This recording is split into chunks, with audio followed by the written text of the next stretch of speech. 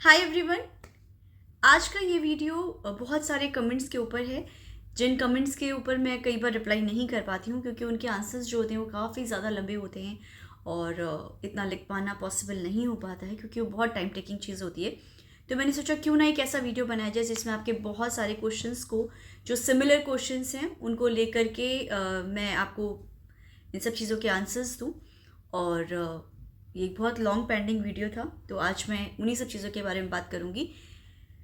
तो जो लोग रेगुलर वीडियोस देखते हैं उन्हें बहुत कुछ पता है मेरे बारे में, ईशा के बारे में, बट जिनके लिए फर्स्ट टाइम है या जो बहुत सारी वीडियोस जिन्होंने मिस कर दी हैं, उनके लिए मैं एक थोड़ा शॉर्ट में बताऊंगी। आप लोग मुझसे पूछते हैं, काफ़ी मेरे पास ऐसे कमेंट्स आते हैं कि ईशा अब कितने साल की है। सो ईशा 9 साल की है। और फिर दूसरा मेरे पास ये बहुत रेगुलर कमेंट आता है कि उसकी स्पीच कब आई थी। तो उसकी स्पीच 4 साल तक तो उसका कोई स्पीच ही नहीं था। अल्फ़ाबेट और नंबर्स को हम स्पीच नहीं बोलते हैं। स्पीच जो होती है वो लाइक जो हम पूछें उस बात का जवाब दे, लाइक ये क्या है, सही ढंग से बोल पाए, उसका जो आइडेंटिफिकेशन है वो क्लियर हो और लेबलिंग भी क्लियर हो, तो हम उसे स्पीच बोलते हैं। तो वो उसका 4.5 4 साल में आया था। 6 साल में उसने 2 शब्दों से जो है सेंटेंस बनाना स्टार्ट कर दिया था, 2 वर्ड सेंटेंस बोलना स्टार्ट कर दिया था। 7 8 ईयर्स में ईशा ने एक्सप्रेसिव लैंग्वेज पर ईशा का काफ़ी काम किया गया था और उसमें ईशा के क्वेश्चंस और अपनी बातों को बताना, ये सब चीज़ें ईशा ने सीखी थी। और अब जब ईशा 9 साल में, ईशा का जो लैंग्वेज है वो इस टाइप का कि वो अपनी सारी बातें, अपनी सारी चीज़ें बहुत अच्छे ढंग से रख पाती है। बहुत ही मैन्युपुलेटिव है, लोगों को कन्विंस करना उसे बहुत अच्छे ढंग से आता है। लेकिन अभी भी अगर मैं बोलूँ कि कन्वर्सेशन को सस्टेन करना उसे नहीं आता है। लाइक हम लोगों के साथ तो कर सकती है, बट अगर मैं बोलूँ कि कोई नया फ्रेंड बना है उसका या कोई नया बच्चा है तो उसके साथ हम कैसे एक कन्वर्सेशन सस्टेन करते हैं, कैसे कन्वर्सेशन कंसिस्टेंटली कर सकते हैं, वो अभी नहीं आया है जो इस एज के बच्चों को आना चाहिए। तो वहाँ पर ईशा लैक करती है। अगला क्वेश्चन है कि ईशा का डायग्नोसिस क्या है। तो देखिए, ईशा का डायग्नोसिस कई बार कराया गया था और उसके अलग अलग डायग्नोसिस निकले थे, like ADHD, SPD and Asperger, ये तीनों ही उसके डायग्नोसिस हैं। और मैंने पहले भी बोला है कि डायग्नोसिस क्या है ये मैटर नहीं करता है, आप काम क्या कर रहे हैं ये मैटर करता है। मैंने कभी डायग्नोसिस पे ध्यान नहीं दिया। अगला क्वेश्चन है कि क्या आपने ईशा को कोई मेडिसिन दी थी, आयुर्वेदिक, एलोपैथिक, होम्योपैथिक। तो मैंने ईशा को कोई मेडिसिन नहीं दी हैं। ईशा का मैंने आपको कई बार रिप्लाई भी किया इस चीज़ में कि आयुर्वेदिक मैंने एक बार ब्राह्मी ट्राई किया था, मुझे ईशा बहुत लॉस्ट दिखने लगी थी। मैंने 15 20 दिन ट्राई किया था, धीरे धीरे ईशा मुझे और ज़्यादा लॉस्ट दिखने लगी थी, तो मैंने उसकी मेडिसिन जो आयुर्वेदिक मैंने स्टार्ट भी करी थी वो भी रोक दी थी। मुझे लगता है सेंसरी बच्चों में शायद ब्राह्मी नहीं काम करती है। होम्योपैथिक मैंने कभी ट्राई ही नहीं किया और एलोपैथी की कभी हिम्मत ही नहीं हुई। और हो सकता है कुछ बच्चों पे होम्योपैथिक इफेक्टिव हो, मैंने ट्राई ही नहीं करी तो मैं इस बारे में नहीं बता सकती हूँ। नेक्स्ट क्वेश्चन है कि अब तो ईशा बिल्कुल इंडिपेंडेंट हो गई है और बिल्कुल सारा काम वो अपने आप कर लेती होगी। तो मैं बताऊँ कि घर में ईशा कंप्लीट इंडिपेंडेंट है। ग्रूमिंग से लेकर के अपनी चीज़ों को कैसे अपने आप को रेडी करना है, क्या चीज़ें करनी हैं, बाथिंग से लेकर ब्रशिंग, ये सब चीज़ें उससे आती हैं। इनफैक्ट अब मैं उसकी थोड़ा थोड़ा जो बिना फायर के जो कुकिंग होती है वो भी मैंने शुरू कर दी है उसकी, कि तुमको माइक्रोवेव यूज़ करके क्या कर सकते हो, तुम कैसे सैंडविच बना सकते हो अपना, कैसे पॉपकॉर्न बना सकते हो, ये सब चीज़ें भी स्टार्ट करी। तो जो बेसिक जो अपना होता है वो कर लेती है। अभी जो ग्रूमिंग के मामले में अगर मैं आपसे बोलूँ तो अभी उसको हेयर कॉम करने में इश्यूज़ होते हैं क्योंकि वो रियली उसको बाल बनाना बहुत ज़्यादा मुश्किल लगता है। वो कोई दूसरा भी बनाए तो भी उसके लिए उतना ही मुश्किल है। आपका नेक्स्ट क्वेश्चन है कि क्या ईशा में अभी भी सेंसरी इश्यूज़ हैं। तो ईशा में अभी भी सेंसरी इश्यूज़ हैं, ऐसा नहीं है कि नहीं है। ईशा में बहुत सारे सेंसरी इश्यूज़ हैं और वो इसलिए आपको वीडियोस में नहीं दिखते हैं क्योंकि उसको मैं कंसिस्टेंटली सेंसरी डाइट देती हूँ, इसलिए आपको वो चीज़ें नहीं विजिबली दिखती हैं। अगला है आपका क्वेश्चन कि ईशा की क्या क्या आपने थेरेपीज ली थी। तो ईशा की मैंने ऑक्यूपेशनल थेरेपी और स्पीच थेरेपी ली थी, ABN नहीं ली थी। ऑक्यूपेशनल थेरेपी मैंने 4 से 5 साल ली थी और स्पीच थेरेपी मैंने 2 से 3 साल ली थी। और उसके बाद उसका होम बेस्ड प्लान रहता है। आप लोग ये मुझसे पूछते हैं कि मैम जो एक्सरसाइज आप करते हो वो हमें बताओ, हम भी ट्राई करेंगे। तो देखिए, मैं आपसे बोलूँगी, मैं आपको काफ़ी सारे मैंने से वीडियो शेयर किए हैं जिससे मैंने ईशा की थेरेपीज़ करी हैं, लेकिन वो हर बच्चे पे इफेक्टिव नहीं हो सकती। जिस बच्चे के ऊपर जो चीज़ इफेक्टिव होती है, लाइक हर बच्चे का इंडिविजुअल प्लान होता है, जो उसकी नीड होती है उसके ऊपर डिपेंड करता है उसका प्लान। तो इसको एक ऑक्यूपेशनल थेरेपिस्ट ही आपको बता सकता है। मैं सिर्फ और सिर्फ ईशा के बारे में जान सकती हूँ क्योंकि मैं ईशा पे इतने सालों से काम कर रही हूँ। फिर भी ऐसा कई बार होता है जब मुझे थेरेपिस्ट की ज़रूरत पड़ जाती है। तो अभी इसका होम बेस्ड प्लान है। मेरे घर में सारे इक्विपमेंट्स हैं, लाइक प्लेटफॉर्म स्विंग से लेकर के वेटेड क्विल्ट से लेकर के उसकी फिजिटी जो चीज़ें होती हैं, जो विजुअल्स के लिए चाहिए होता है, जो ऑडिटरी म्यूज़िक चाहिए होता है, वो सब मैंने घर पे रखा हुआ है। मैं उसकी नीड के हिसाब से उसको चीज़ें देती रहती हूँ, बट कई बार मैं स्टक हो जाती हूँ जब मुझे लगता है कि मैं सब कुछ देने के बाद भी मेरी चीज़ें सही ढंग से नहीं हो पा रही हैं। तो मैं डेफिनेटली थेरेपिस्ट के पास जाती हूँ, क्योंकि ऑब्वियसली जो एजुकेशन उन्होंने लिया है, जो पढ़ाई उन्होंने करी है, वो मैंने नहीं करी है। तो वो मुझसे बहुत ज़्यादा जानते हैं, बहुत बेहतर जानते हैं। तो वो लोग मुझे बता देते हैं कि इसमें ना ये चीज़ सही नहीं जा रही है, इसका आप ये चेंजेस कीजिए तो बेटर होगा, और ऑब्वियसली वो बेटर होता है। तो हर बच्चे का अलग अलग एक एक्सरसाइज का सेटअप होता है, और वो आपको कोई भी एक्सपीरियंस्ड थेरेपिस्ट ही बता सकता है। नेक्स्ट क्वेश्चन है कि स्पीच थेरेपी में ईशा का कैसे आपने क्या किया था। तो स्पीच थेरेपी बच्चे से ज़्यादा पेरेंट्स के लिए होती है, क्योंकि स्पीच थेरेपिस्ट आपको एक्चुअली में होमवर्क देता है कि आपको घर पे ये करना है। देखिए, कोई भी आधे घंटे का सेशन, या मैं बोलूँगी जो ऑक्यूपेशनल थेरेपिस्ट जो कराते हैं, वो घर पे आपको अप्लाई करना पड़ेगा। सिर्फ आधे घंटे के सेशन से कुछ नहीं होने वाला। तो एक्चुअली में थेरेपीज ना आपके लिए हैं, आपको ट्रेन करने के लिए हैं। तो वो थेरेपीज बच्चों से ज़्यादा आपके लिए इंपॉर्टेंट है। इसलिए आपको थेरेपिस्ट से हमेशा पूछना पड़ेगा कि मुझे घर पे कैसे काम करना है। नेक्स्ट क्वेश्चन है कि आप मुझसे पूछते हैं स्कूलिंग, ईशा क्या नॉर्मल स्कूल में जाती है, क्या ईशा को बिल्कुल इंडिपेंडेंट है स्कूल में, उसका स्कूल कैसा चलता है, वो एक कैसा बच्चा है। तो ये बहुत डिटेल्ड आंसर है, और मैं आपको आज कुछ फैक्ट्स बताने वाली हूँ। जो पेरेंट्स अभी स्कूलिंग की जर्नी में स्टार्ट कर रहे हैं उनके लिए ये बिल्कुल मैं आपको फैक्ट बता रही हूँ। देखिए, हमको लगता है कि स्कूल जो होता है वो अगर हो जाएगा ना लाइफ में, तो सब कुछ बहुत स्मूथ हो जाएगा, मेरा बच्चा बाकी बच्चों से बहुत कुछ सीखने लग जाएगा। ये हर पेरेंट को लगता है, ये मुझे भी लगा था। लेकिन इतने साल बिताने के बाद आपको बहुत सारी चीज़ों की रियलिटी पता चल जाती है। तो अभी तक मैंने इतने स्कूल्स ट्राई किए हैं, इतने लोगों से बात करी है, तो फ्रैंकली स्पीकिंग मुझे अभी तक कोई भी ऐसा परफेक्ट स्कूल नहीं मिला है। ना मुझे लगता है कि ऐसे बच्चों के लिए कोई स्कूल डिज़ाइन किया जाता है। एजुकेशन सिस्टम तक ऐसा नहीं है कि इनके लिए कुछ भी प्लान करे। तो फ्रैंकली अभी जिस जगह पर मैं हूँ, ईशा एक इंक्लूसिव सेटअप में जाते हैं। इंक्लूसिव सेटअप मतलब जहाँ पर स्पेशल एजुकेटर्स होते हैं, जहाँ पर काउंसलर्स होते हैं, जहाँ पर शैडो टीचर्स अलाउड होती हैं, जहाँ उनको एक बेसिक नॉलेज है कि ऐसे बच्चे होते हैं जिनको एक्स्ट्रा नीड की ज़रूरत होती है। That's it. इससे ज़्यादा की इन्फॉर्मेशन उन्हें कुछ नहीं पता होती है। कुछ स्कूल्स ऐसे होते हैं जो थेरेपीज़ भी देते हैं, तो बच्चों को कुछ ऐसे लाइक पीरियड्स में निकाल लेते हैं और फिर उनको थेरेपीज़ दे करके वापस क्लास में इंक्लूसिव कर देते हैं। तो इस तरीके के स्कूल्स होते हैं। बट मुझे ऐसा दिखा कि जो एजुकेशन सिस्टम है वो हमारे बच्चों के लिए कुछ भी उन्होंने कोई भी कस्टमाइजेशन नहीं किया है। वो जैसा एक न्यूरोटिपिकल के लिए है वैसा ही हमारे बच्चों के लिए है। और जब ईशा का 3rd क्लास है तो इसमें मुझे बहुत सारी ऐसी चीज़ें दिखती हैं, इतना एब्स्ट्रैक्ट चीज़ें होती हैं जो ईशा को मैं रियली नहीं समझा सकती, जहाँ पर ईशा रियली कनेक्ट नहीं कर सकती। यहाँ पर मुझे चाहिए होता है कि एजुकेशन सिस्टम कुछ इस तरीके की चीज़ें करे जहाँ पर कस्टमाइजेशन कर सके। तो वो चीज़ें कुछ भी नहीं होती हैं। आई होप कि आगे आने वाले सालों में कुछ ऐसा होगा। और दूसरी चीज़ ये होती है कि जो शैडो टीचर होते हैं आज भी ऐसे बहुत क्वालिफाइड नहीं मिल पाते हैं आपको लोग रेगुलर बेसिस पे जो आपके बच्चों पे रियली काम कर सके। कुछ टीचर्स होते हैं बहुत अच्छे होते हैं, लेकिन अभी तक मुझे ऐसी शैडो टीचर नहीं मिली है जो मुझे ईशा के लिए बिल्कुल परफेक्ट लगे।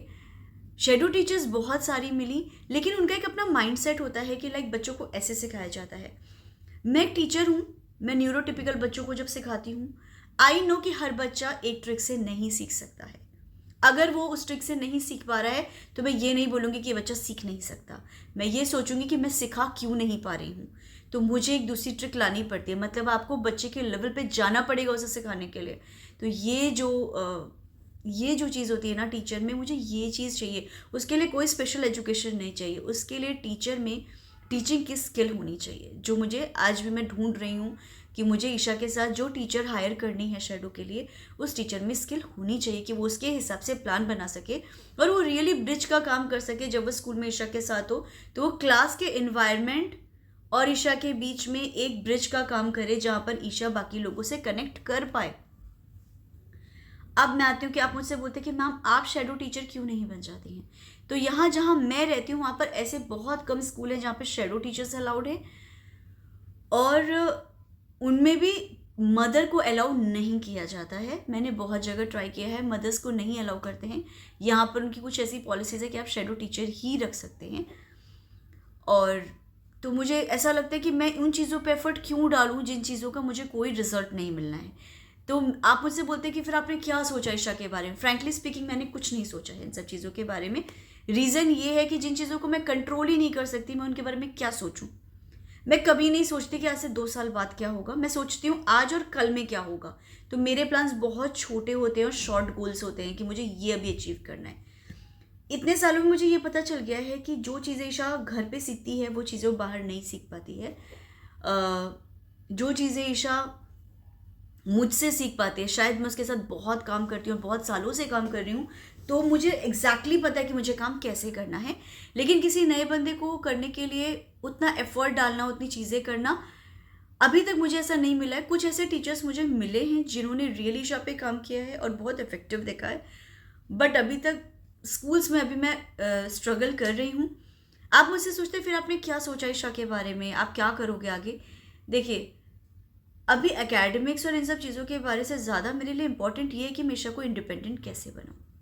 तो फ्रेंकली स्पीकिंग अभी आप लोग को पता है कि मैं जो है क्लासिकल डांस के फील्ड की हूँ, तो मैं डांस सिखाती हूँ और मुझे ईशा में वो चीज़ दिखती है कि उसमें म्यूज़िक और डांस की एक उसमें एक ललक है, एक जुनून है उसमें वो चीज़ें करने का। तो मुझे ये लगता है कि आगे जाने वाले डेज़ में या तो ईशा को मैं ऐसे करूँगी कि ईशा को मैं ये सब चीज़ें सिखाऊँ और उसको एक एक किसी फील्ड में बहुत ज़्यादा महारत हासिल कर दे कि बाकी जो भी उसकी जो कमज़ोरियाँ हैं वो उतनी विजिबल ना हों। तो एक तो मेरे पास मैं ये चीज़ें सोचती हूँ कि किसी एक आर्ट के फील्ड में वो बहुत अच्छी होनी चाहिए, और मैं ये डिसाइड करने वाली कोई नहीं होती हूँ। धीरे धीरे ईशा का मुझे दिखेगा कि ईशा क्या करना चाहती है और क्या नहीं।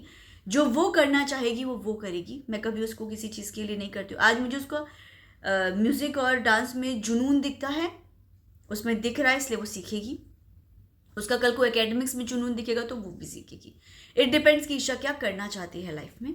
NIOS एक ऑप्शन है जो मुझे दिखता है, ओपन जो होम स्कूलिंग है वो भी एक ऑप्शन है। तो ये सारे ऑप्शंस हैं और हो सकता है कि मैं ईशा को इस तरीके की एजुकेशन दूँ जहाँ पर वो आर्ट के फील्ड में कुछ कर रही है और एजुकेशन में वो अपना हर चीज़ का बेसिक एक क्लियर कर रही है, जहाँ पर वो उसको अपना बेसिक सब कुछ आता है और वो इंडिपेंडेंट किसी एक फील्ड को लेकर के हो गई है। तो अभी के लिए मेरे को सिर्फ इतनी ही क्लैरिटी है, मुझे कुछ नहीं पता आगे क्या होने वाला है।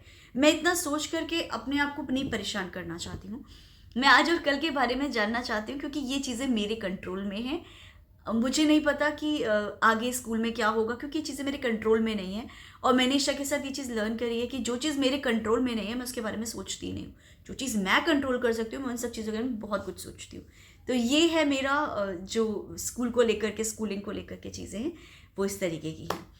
बाकी आपका क्वेश्चन आता है मेरे पास कि जो है आप ईशा का फुल डे कैसे एंगेज रखते हो। एक दो लोगों ने मुझसे बोला था कि आपने ऐसा वेकेशन में क्या किया कि ईशा का काफ़ी इम्प्रूवमेंट हो गया, स्पीच में सारी चीज़ें हो गई।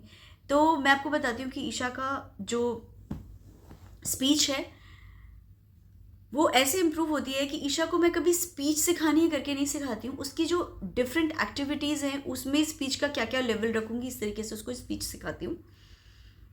दूसरी चीज़, आप मुझसे बोलते हैं कि फुल डे में क्या एक्टिविटीज़ होती है, तो ईशा के फुल डे की एक्टिविटीज़ जो होती हैं वो बहुत ही फन एक्टिविटीज़ होती हैं। जो उसका सुबह जो वो उठने का प्रोसेस होता है उसमें मैं क्या करती हूँ कि एक बहुत प्यारा सा म्यूज़िक लगाती हूँ, कामिंग म्यूज़िक लगाती हूँ, उसको हल्का सा कंप्रेशन देती हूँ, उसको बहुत प्यार करती हूँ, टाइट हग देती हूँ, हल्का सा पिलो से उसको प्रेस करती हूँ ताकि जो भी उसके अंदर प्रेशर डेवलप हुआ है, जो भी चीज़ें हुई हैं, मॉर्निंग उसकी बहुत स्मूथ होनी चाहिए।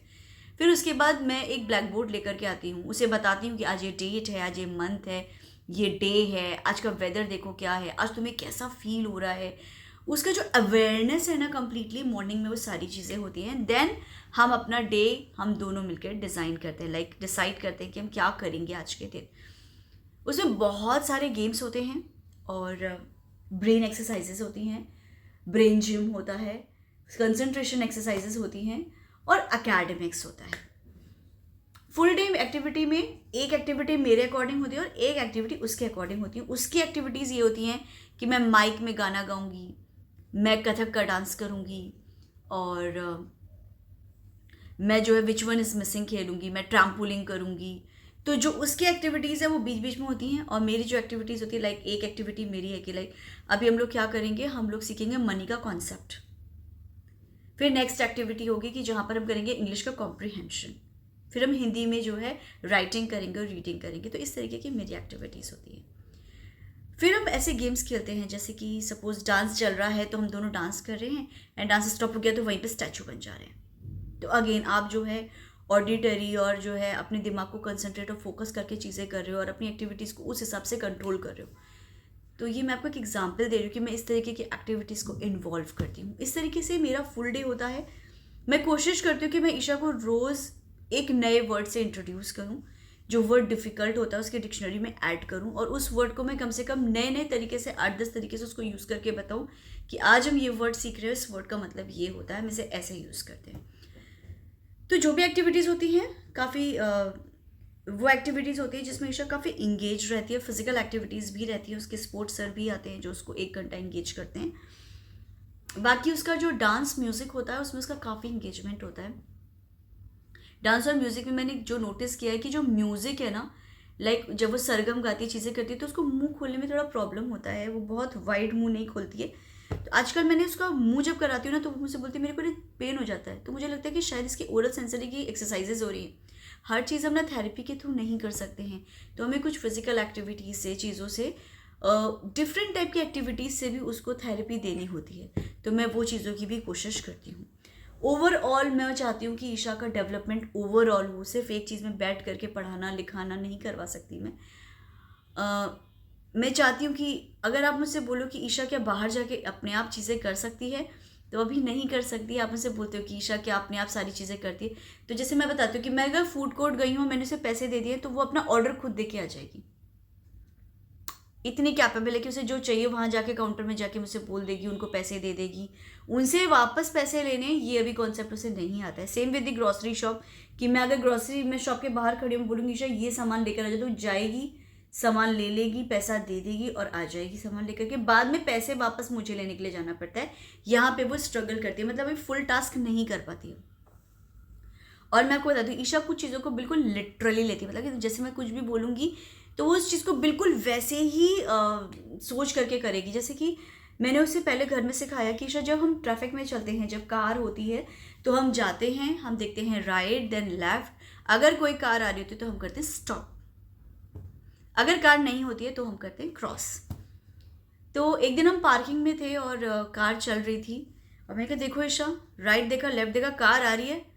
तो वो चलती चली गई, वो स्टॉप नहीं हुई, वो चलती चली गई और कार के सामने कहती है नाउ स्टॉप। मैंने कहा नहीं नहीं नहीं नहीं नहीं, हमें पहले स्टॉप करना था, कार के सामने हम करेंगे तो क्या हो जाएगा। तो उसने बोला चोट लग जाएगी। तो मुझे पता चला कि मुझे जो अपनी जो उसको इंस्ट्रक्शंस देनी है ना, बहुत पर्टिकुलर देनी है, क्योंकि वो उन चीज़ों को बिल्कुल एग्जैक्टली वैसे लेती है जैसे बोला गया है। तो मैं भी लर्न कर रही हूँ चीज़ों के साथ। तो इस तरीके के आपके बहुत सारे क्वेश्चंस आते हैं। मैंने उन क्वेश्चंस को रिप्लाई किया है जो मेरे पास बहुत ज़्यादा आते हैं, तो कॉमन क्वेश्चंस जो होते हैं। बाकी आप लोग मुझसे कहते हैं कि मैम आपसे कैसे बात हो सकती है, ये मेरे पास सबसे ज़्यादा आता है कमेंट। तो मेरे से बात करना तो पॉसिबल नहीं हो पाता है, लेकिन आप मुझे मेल कर सकते हैं।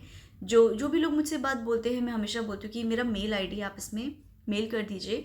अगर वो क्वेश्चन का रिप्लाई मेरे पास होगा तो मैं ज़रूर आपको रिप्लाई करूँगी।